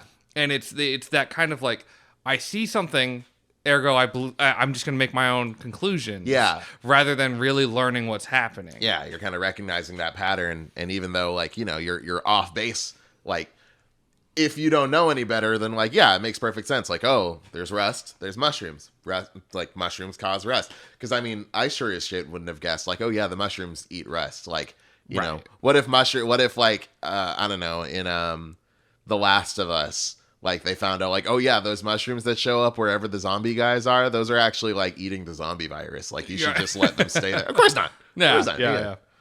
You know, it makes sense. Yeah, it's a good kind of, like, I don't know, like, logical fallacy. I don't know if that quite applies, but like that sets up this universe, right? And you know, there's a lot that you can kind of draw from that, and a lot that you can build on. And I like when they did that, I was like, oh, that's really clever. I really like that. Definitely, you know? Yeah. It's a well thought out story. I'm sure it's a great manga too. I bet. You know. I bet. Yeah. I didn't know it was a manga until I watched it, but you know. They're all mangas. Yeah. It's either mangas or like VNs. Or sometimes novels. Light novels come up every once in a while. I want to say I Was Reincarnated as a Slime was a light novel. Interesting. I believe it. I mean, there's you know what? Fuck it. I'm gonna say it. It was a light novel. Yeah, fucking say it. Who's gonna stop you? Fucking check me. Yeah, just prove I'm wrong. Interact with just post in the comments that I'm wrong. Yeah. You'll boost the video, idiot. Dislike it if you give a shit. It doesn't matter. We can't see dislikes anyway. I don't even know how to check the dislikes, motherfucker. You can't do anything to me. I'm unstoppable. Can you check dislikes if it's on your video? Can you like see somewhere? So I haven't looked very hard. The only thing that I saw that I was like, maybe this is trying to tell me how many dislikes it is. Like Chainsaw Man has the most likes, but it also has the most dislikes because it's our most viewed video. Right. And it showed me the percentage. It was like, you know, 80%, 87% likes. Now, all of a sudden I have to look at like 23 likes and dislikes and figure out what 87% of that. Like, no, I'm not. Absolutely. I'm sure that's like basic baby mode math. I can't do it. Whatever. No. Fuck yeah, that. I'm not a math boy. 87's a prime number, I think. Probably. I'm deciding it is. Yeah, dude. And if it's not, check me on it. Yeah, fucking try to get us. You can't stop us. We are unkillable. We're immortal. Wait, it's not. I think it's divisible by. No, is it? I don't know. No, it is. It is. Fuck it. We're right. We can say whatever we want. I think it's divisible by 3. If Joe Rogan can do the fucking horse shit stuff, we can do whatever we want. Any other things you want to touch on in the Midgar place? I like the old guy. I like the old guy, Jobby. Yeah, Jobby. I want to call him Poggy for some reason. He looks like a Poggy. Yeah. He's real poggers, I guess. That's what they say I nowadays. was going to do a poggers Too joke. slow. Oh, I wanted to be You the gotta cool go one. fast. All right, I'll do the floss dance, and then that's my punishment. It's the floss dance. Oh, wonderful. Well, I guess to kind of like transition us from Midgar to the outside, this show gives me really like Hajime no Ippo episode vibes of like, this is a yaoi show that's not a yaoi show. Oh, right. Like, these two main characters, like, they're best friends. Oh, they fucking. Yeah, like somebody writing like yaoi fan fiction of this show is not taking that much more of a step. Yeah. No, I like how the jellyfish girl, they say her name for the first time in the Sixth episode. Yeah. I don't fucking know it. Do you Chol. know it? What? It's like Chol or something like that. Is it? That's what they said out loud, but it's like TCOLL or something like that. Oh, it was like Chol. She said the C as a CH. I don't know. Yeah. They say in Attack on Titan, they say Gabi when it's GABI. So I don't know, man. Yeah. And that's in the dub. In Japanese, the syllable T does not exist. Like T as in you drink tea, you know? So instead they use chi. So, okay. Yeah. Oh, okay. So it was like, if my memory, and I've had like 4 beers at this point. Yeah. It was like TCOLL. This is the least interesting thing. Yeah. I don't know. And if you think it's least interesting, post in the comments. It doesn't matter. We're unkillable. Exactly. We could best you in unarmed combat. Yeah. What's up? Yeah, and you want to try to prove it otherwise? Don't meet us in real life, but No, post meet me the in real comments. life. Don't meet me. I'm not any doing Crash Bandicoot fans out there? Square up. Where you at? Pull up if you bad. Let's go. It'd be fun to do like a Yua Bowl, how he like fought his critics, like he boxed his critics. Did like, he? Yeah. Hell yeah. He like invited a bunch of like journalists who had like said his movies were the worst to a boxing ring, and then was like, I think he even promised that he'd like help train them and get them ready for it. He didn't do any of that. They entered the ring and he beat the shit out of like every single one of them back to back. That fucking back to back. That guy fucking rules. Hell yeah. I mean, he was beating up a bunch of nerds now. But yeah. No, that's dope. I love that. Yeah. So we need to do that with you and Crash Bandicoot fans. Yeah, exactly. Let's just get you in a ring with them. You know, you can pick the rules. I don't know, if you want to do MMA or boxing or whatever. What you pick the rules? They get to pick. Crash Bandicoot fans, I don't give a shit. They pick like 1800s duel. Sure. Let's get the fucking muskets going. Let's 10 do paces, whip around and shoot each other. I don't give a shit. I have the power of not being a fucking Crash Bandicoot fan on my side. I don't need God or anime. All I need is that, really.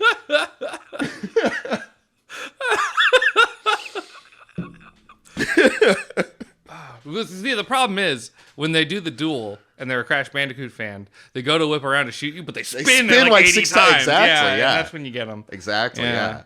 No chance. But as they're whipping around, you shoot them and they kick the bullet and they launch it off in a different direction. Shit, hits a box, you get hella Wumpa fruit, but yeah. That is rough. Yeah, it's tough. That's tough, yeah. It's tough. We'll figure it out. Yeah.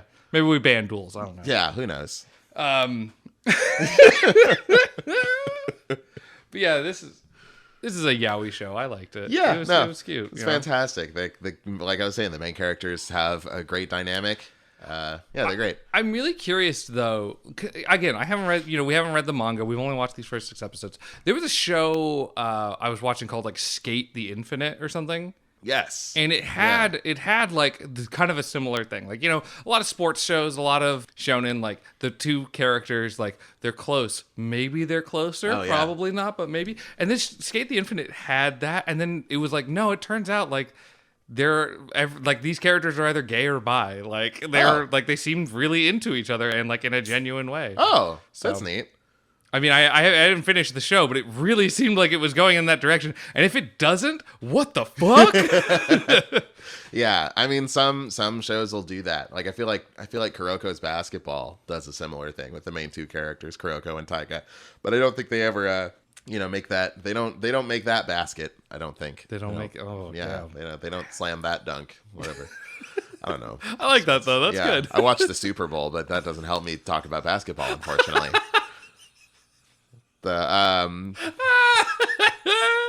You watched the Super Bowl? I did. I watched the last half of it. I got there like just before the halftime show. The halftime show was great.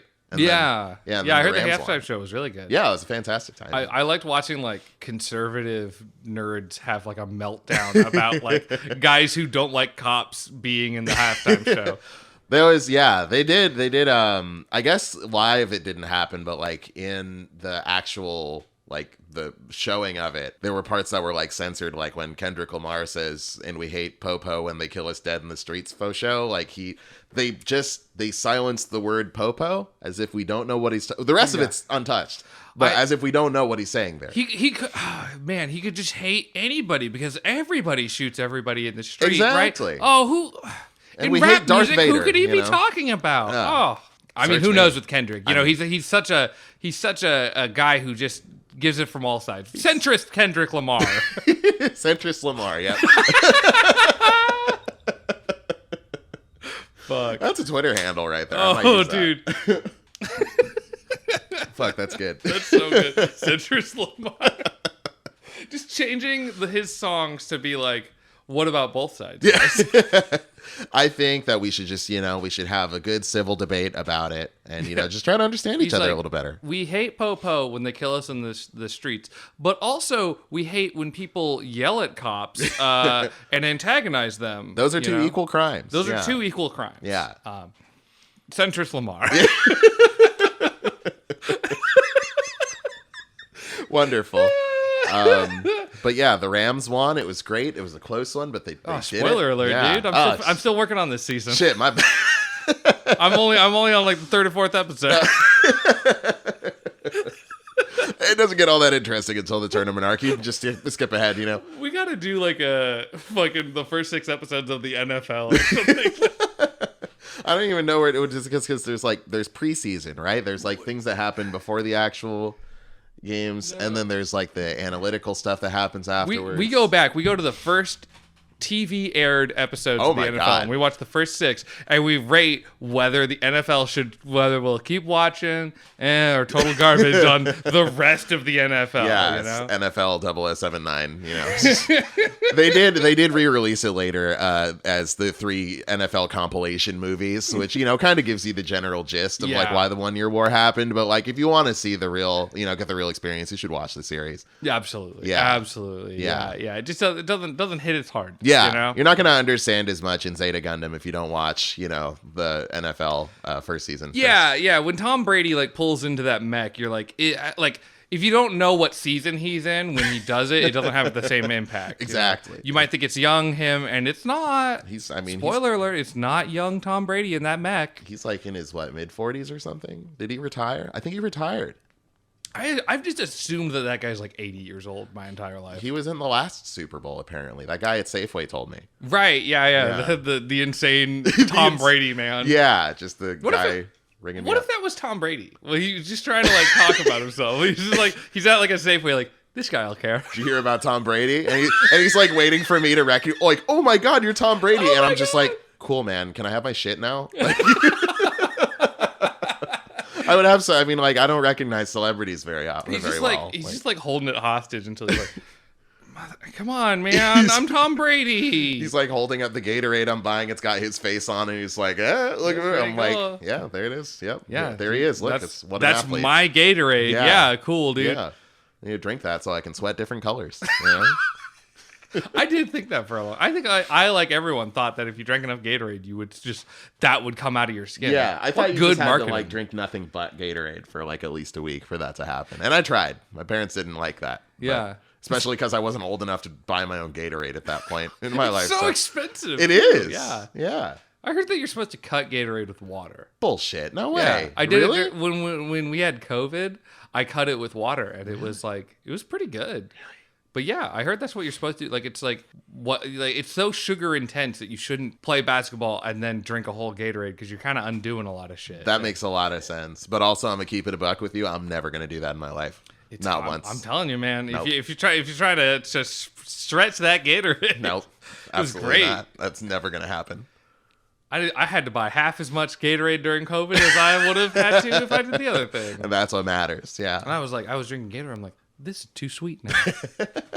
Well, what the fuck were we talking about? I don't know, some anime. Yeah. So let's get into the second half here. Now that we went off on that insane tangent,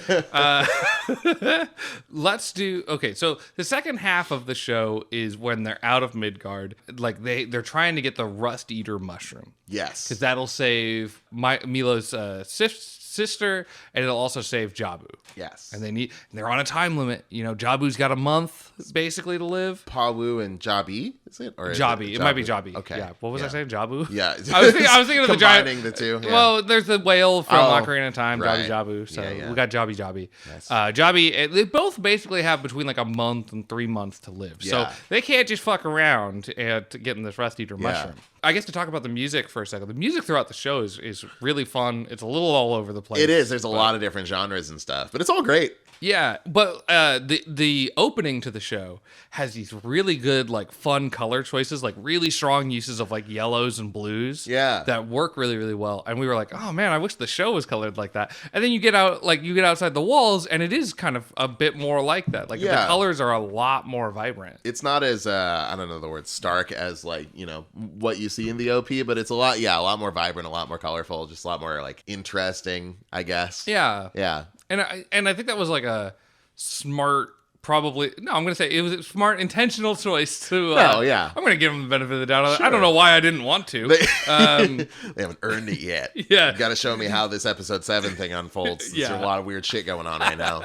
But yeah, it for me makes up for like any problems in the earlier part where it's like not only is the adventure side more fun, but the colors and look of it is all really dynamic, and it really like lends into like what Milo's going through, where he's like, I've never been outside the walls of the city before. Wow. Totally, yeah. It's a really cool thing they got going on. Yeah. So what did you think of the adventures outside the wall? I love the adventures. Like I said, I wish they had gotten to that faster. Like, I understand there was a lot of important world building to do beforehand, but like, if you had just shown me like episodes like 1 through 3 without the last bit where they actually leave the city, like I would have been like, yeah, this looks fine, I guess. But like, it's really after that when it opens up and I see like the part that the main appeal of it for me anyway, because I love like every 4, 5, and 6 anyway. Like every time, like every episode is like them kind of meeting new people and like running into this new stuff. Like, you get to see more things about the world around them and see some new weird creature or place or, the Tetsujin fucking city that they have going on. Like all sorts of cool shit,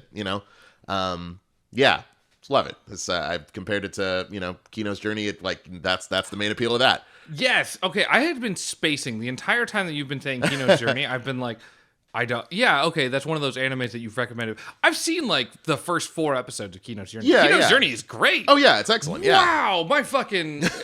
It's like I just in this moment watched 4 episodes of an anime. Damn. Like I stopped time and I remember Kino's Journey is so fun. Yeah. Did you watch the remake like or did you watch the 2003? Or I guess it's not a remake. It's a continuation. I probably watched the continuation. Okay. Then, because I watched something 5 years ago or whatever when it was like coming out. Yeah. Okay, that sounds about right. Yeah, it was like coming out. I was like, this is really good, and then just like with all anime, I was like, wow, this is great, and then just completely forgot about it until this moment. Right. Yeah. No, you should keep up with that. That was good.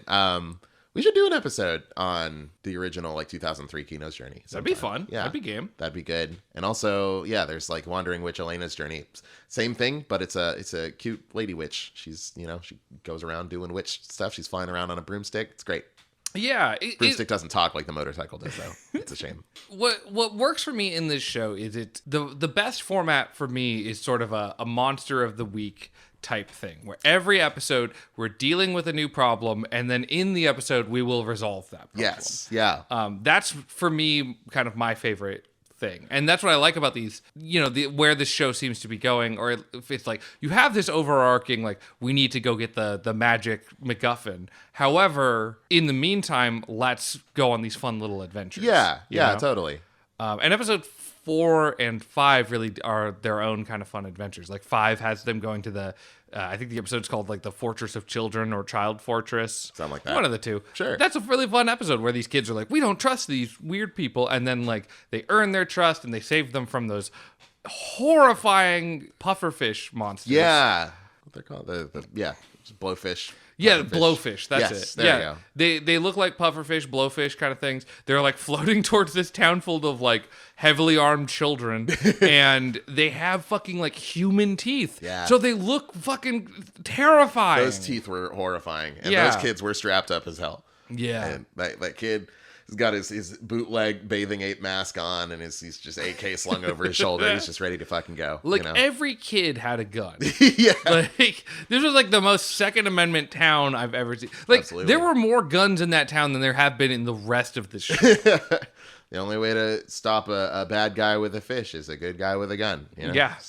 Saying. That's the reason I believe in the Second Amendment. Exactly. Got to stop those fish. Yeah, fuck fish. Fuck fish. Dude. Yeah. And they're fucking human teeth. Yeah, that's terrible. Terrible. How did they evolve that? Why are they flying? Why so are many they questions. Yeah, but why are they eating children? But that was a really good thing in that show for me, was like I was expecting it to be that bandits were going to show up, or like the main antagonist, Governor Kurokawa, was going to be like, I need to steal these children for their blood or whatever. And instead, it's these weird fucking monsters that show up. And it's like, this is great. That's way more memorable than just generic bandits that weren't ready to get Seven Samurai. Yeah, totally. I like Seven Samurai. I love Seven Samurai. Yeah. Don't get me wrong. But it was, it was fun. Yeah, it was cool. Definitely. So 6th episode. I guess let's jump into the 6th episode here. Sort of wrap things up. So kind of more of the adventuring in the wilderness. This one deals with like snow and all that. We should note across these episodes there has been a pink-haired girl who you don't find out her name till the 6th episode, and we don't know it still. Probably. Yeah. T. I think it's Chol. I think it's Chol. T-Chol? I think it's Chol. Sure. I'm going with that. I'm leaning into that one. Yeah. And if I'm wrong, post in the comments. I don't give a shit. Yeah. Anyways, so she's been showing up throughout all the episodes, and her character's been a lot of fun. She kind of refers to herself as jellyfish because she's got pink hair and it kind of looks like a jellyfish in a way. Yeah. And her character's a lot of fun because she's always in rough situations, and the voice actor like playing her is just having like a lot of fun with her voice. Like, I swear I've heard it before. Yeah.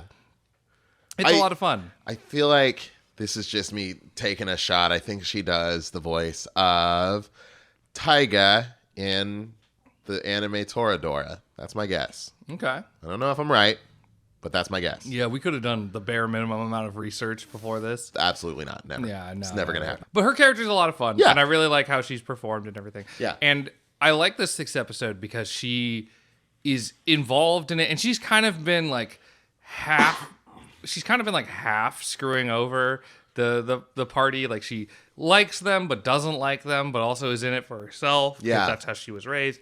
And this episode really like kind of gets into her character in a very touching. Like, the show has not been really touching at all. Yeah, like it's had nice moments, but it hasn't been touching. And this episode, like, it's a little more heartwarming. Definitely. Yeah, it's had like heartwarming moments in a very shonen type of way. Like, there's the Bisco is like shooting the giant terrifying pufferfish as a kid names railway stations or something like that. Yeah, exactly. Because he's looking at a map because Bisco can't read kanji. That's right. Yeah. Like, just kind of stuff, and the kid's like, I'm gonna remember this for the rest of my life or whatever, and it's like teaching him confidence or something. I don't know. I don't really understand this, because that kid wasn't super confident, but now maybe he will be. Yeah, because he watched the guy shoot down a bunch of big old fish. Yeah, stuff like that, real shonen type shit. And this one's like an actual genuine, like, them having a heart to heart, and like, you see their friendship level up a little bit. They learn each other's names. Yeah, and they separate paths, at least for a bit. Yeah, and it's fun too because both Bisco and Milo are both very genuine in the way that they act, and they're all both very nice to her, and it kind of like pulls her out of her shell. Yeah. Like I'm excited for her to inevitably show up again later. Of course. For all of them to become best friends Yeah. or whatever, you know? Yeah, definitely. But yeah, I liked episode 6 a lot. I thought the threat was kind of fun. It's fun seeing Milo become better at all the things that Bisco is good at. Yeah, he hasn't developed the super strength just yet, but he can shoot a bow, and like you see him kind of like he apparently knows how to craft these bows these arrows to some degree, because he talks about how he like added steel silk spider webs to arrow because he knew that it would like he didn't want to be able to hit his target, he wanted to be able to shoot near it and then be able to snare it or whatever.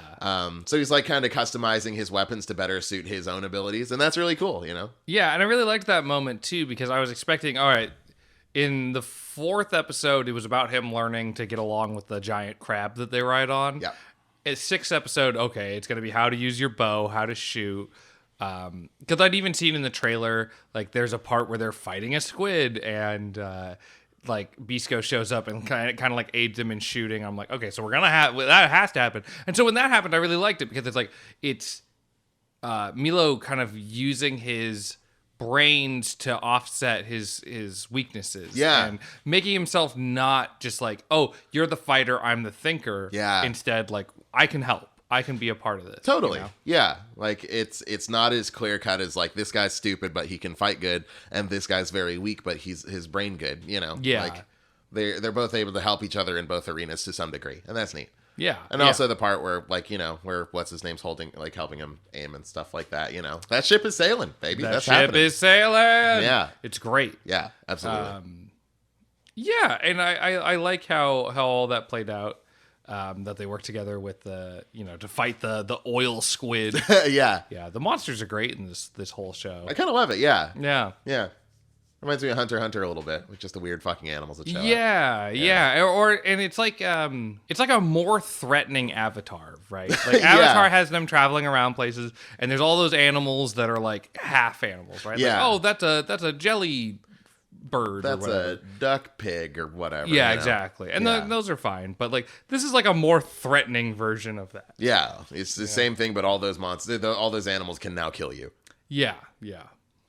But it's so the end of the episode deals with the fucking pipe snake shows up, and they're like, "Oh, this is going to be a big monster," and then it shows up, and it is absolutely massive, and it's got fingers and feet coming out of it, like those things. Yeah, it is human appendages. It is unreasonably large. Yeah, and just why it got that many fingers? Yeah, it makes me think that like this is going to be some kind of like Attack on Titan moment where we're going to learn it's the amalgamation of like all the people who died in Tokyo in the before times. Maybe. Yeah, because maybe it's the origin of all the rest too. You know, Pipe Snake does not look like a monster, it's like a squid or a hippo or whatever. Like that's just like a giant fucking monster. Yeah, like that's just what it looks like. It doesn't look like a thing. Monster that we have seen. Other ones are like, oh, that's just it's nature and it's scary and it's mean and it's dangerous, but like that's just animals doing their thing. It's like this is an evil fucking monster that's shown up. You know? Yeah, like that's a hippo, but it's bigger than a normal hippo. It's like no, this is something else. But that was really that was an exciting end because you have Bisco rushing in recklessly to go he's like, I gotta get this mushroom. I gotta go. So he's just rushing in recklessly. He fires an arrow at it, and for the first time ever, the arrow bounces off of something. So he doesn't do shit. Fuck, I can't use arrows. Pawu shows up. And it's like, I'm gonna kick your ass. And it's like, God, there's so much happening. And they're too far away for little what's his ass Milo to be like, hey, that's my friend now. Don't attack him. You know, we're best friends. Yeah, he's super far away, so he can't explain it. Because I think she might still think that Milo is like hurt or dead or in some sort of danger, because the last thing she heard about him before she loses that fight to Bisco is him like taunting her and saying like, oh yeah, well, hey, they called me the man-eater for a reason, you can kind of figure out what happened. And she like goes ballistic, and that's how he beats her. But like that's the last she's heard of her, her dear younger brother. So and his whole like house and his hospital got destroyed. Exactly.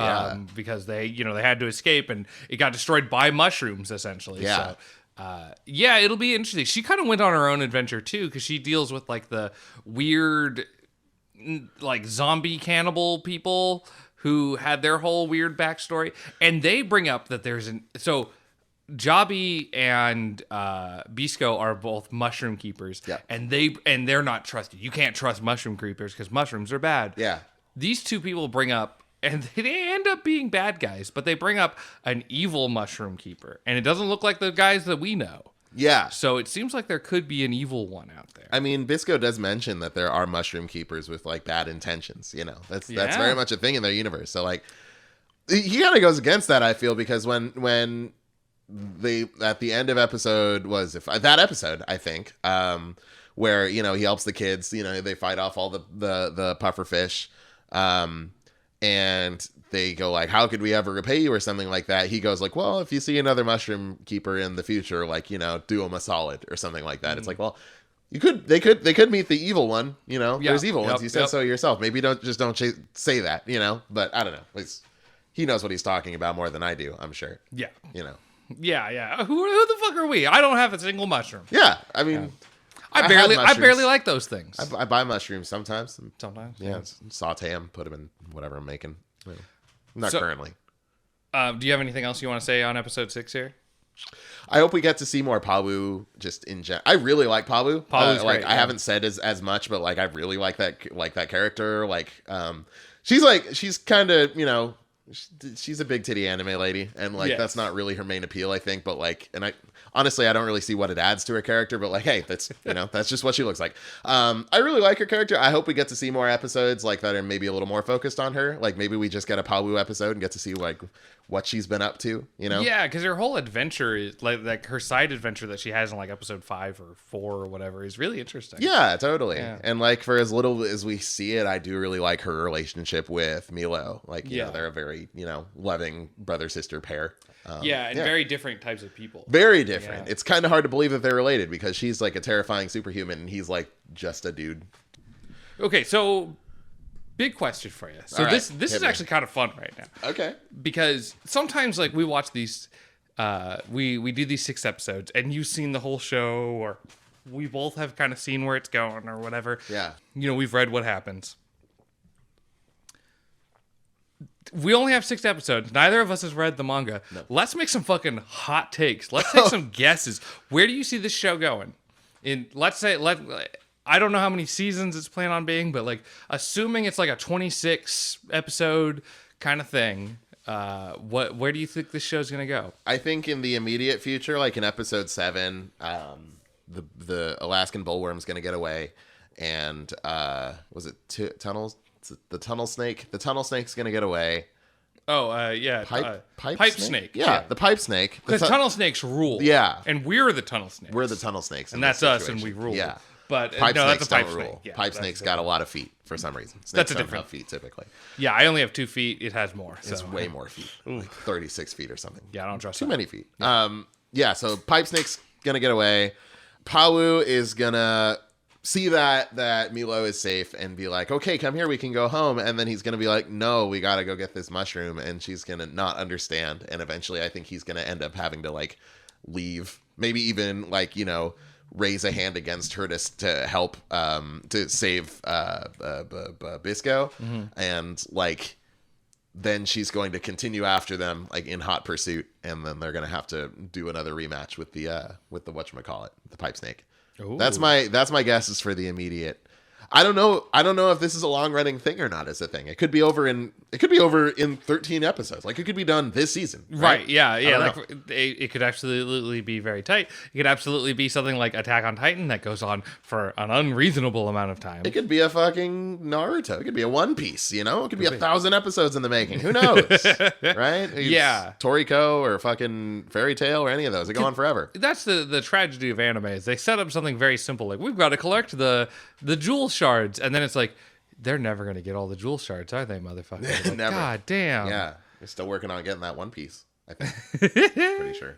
Yeah, I think didn't you say that they're like 700 chapters in or whatever? Oh no, Naruto is 700 chapters. One Piece just celebrated its 1,000th chapter like last year. I remember you saying something like One Piece was like, I don't know, 800, 900 chapters in, and the author saying like, we're halfway in now. He did like officially confirm that they were halfway through at some point. I don't remember the chapter count when that happened, but it happened like more recently than you would expect. Like, in the last several years. So, and absolutely, this could go that direction. It's like, we got the rust eater mushroom, but it turns out we need the 87 shards of the mushroom king to fully use its power, whatever. Yeah, and if you got enough ideas for like more cool stuff to have happen, sure, Yeah. I don't think that's gonna happen. Yeah, me neither. So I'm gonna get into Stu's hot takes territory. Okay, let's hear it. So I'm gonna start low, and then the heat's gonna keep going up. Turn the Scoville count going on up, like the hot ones, the hot wings exactly. challenge. Okay, yeah. so right now we're in Sriracha, and I'm gonna say I agree with you. I think the monster's gonna get away. We're gonna have a couple more episodes, and they're gonna track it down. I'm gonna now we're heating up. I say 13. They get the monster, they get the mushroom, they do that thing. Okay. Next 13 episodes after that point, though, we're dealing with Kurikawa. He's the evil mushroom man.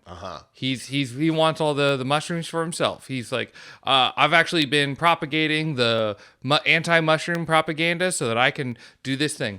Because I'm injecting people with mushroom disease I'm actually the originator of rust. I'm the rust man. Yeah. And then he's going to be like, I'm actually injecting people with stuff that's going to let me like control them. And like, I'm just going to own all this shit. Yeah. And they're going to have to fight against him. Pink hair girl's going to join them. Pawu's going to be like, I was wrong to try to fight you, but now we're friends. And here's my hottest take. Bisco's going to die. You think Bisco's gonna die? Bisco's gonna die. Wow. And Mila's gonna have to rise to the occasion to kill the evil mushroom man and become the ultimate mushroom keeper king. You think so? I think first Jobby's gonna die, then Bisco's gonna die. Those are my hot takes. I think Jobby's gonna die. Jobby's 100% dead. Yeah. Yeah, that guy's not getting out of this one. But Bisco. That's a hot one. That's my hot take. Yeah. I don't know if I see that happening, but I'm interested. I don't either, but I'm saying it. So. Yeah, sure. Just call that shot. I'm just. Not that this is the right avenue to take, but just a little bit of Gurren Lagann vibes, just between the two and how he's like kind of like raising it. Oh no. Yeah, a little bit. Yeah. Oh, you could be right now. And sorry to spoil a fucking 15-year-old show for everyone. If you haven't seen, there's a different. Even like people who haven't seen Gurren Lagann know that fucking Kamina dies. You didn't know that Kamina dies. Suck shit. I don't know what to tell you. Watch Gurren Lagann. It's you've great, been goofing this whole time. Yeah. I don't know what to tell you at that point. I had Kamina dying spoiled for me when like way back in yonder 2007 or whenever the fuck I watched it. And it didn't affect much for me. I watched the show and I liked it quite a bit. You'll be all right. That moment still hits and the show is still amazing. Yeah, still great. Yeah. Very curious. Like I would be very I don't want that to happen. I like Bisco and I love Bisco, yeah. Yeah, but that'd be interesting. Those are my hot takes. Like I said, I was going to turn it up. We hit Mad Dog 357 right there.